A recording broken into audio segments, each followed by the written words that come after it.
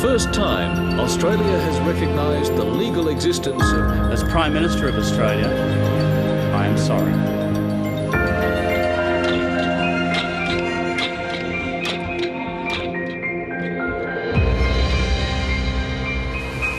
My name is Dana Slape and I'm Australia's first and only Aboriginal dermatologist.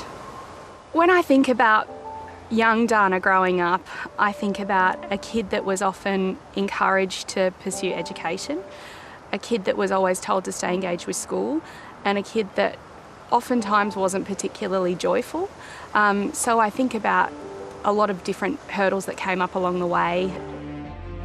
I was extremely motivated to become a doctor, but I didn't really think that it was a career for me. My family are not university graduates. Most people in my family haven't finished high school. I think what's really important to recognise is that medical schools have always been geographically and socioeconomically focused on inner cities. So what that means is that a lot of young people have always had in the back of their minds that if they're not in those geographic and socioeconomic subsets of the community, that they can't have jobs in those areas. And that's why I put that dream into a little shoebox in the back of my head and put it on a dusty shelf for a long time. So I was working in a Westfield one day and I had two completely separate serendipitous conversations with two different people where they said, how long are you going to do this for? How long are you going to work in a shop selling mascara for?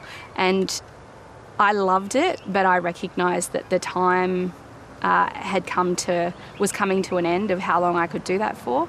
And having two similar conversations on the same day made me go home and start Googling. I found it on like the 5th page of Google that there was a new university that had opened up 2 years prior in Campbelltown. And so I got in, I showed up. I was like a 10 out of 10 nerd, head down into the books, always studying, staying back late, and I did really well. I've had Aboriginal doctors from all different disciplines within medicine encourage and inspire me. What that means is that I have to give back. So I'm excited to be able to align both conventional dermatological medical care in this country alongside mentoring Aboriginal young people into careers in niche areas and niche specialties.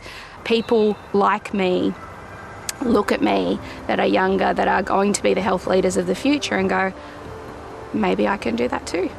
And that's really cool.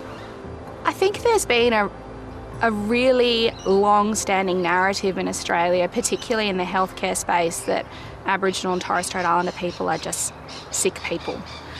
And people that are chronically unwell, that are chronically suffering. But the truth of it is that what we have is a system of unconscious and conscious bias that impacts how people are provided care and how they are able to access all of the things that keep us as a community well as individuals, but also collectively.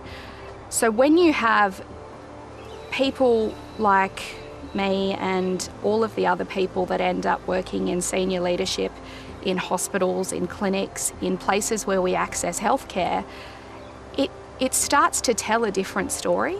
You're deconstructing those unconscious biases around people being always the patient and never the care provider.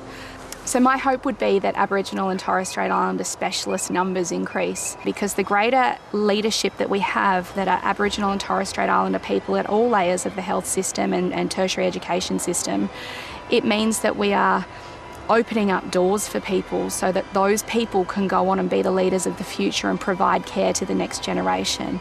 And that's extremely important, and I'm thrilled to be a part of that. Hi, I'm Lee Sales. Thanks for watching this story. If you'd like to watch more of 730's stories, they are on the left of your screen. And tap on the button below to subscribe and get the latest from ABC News.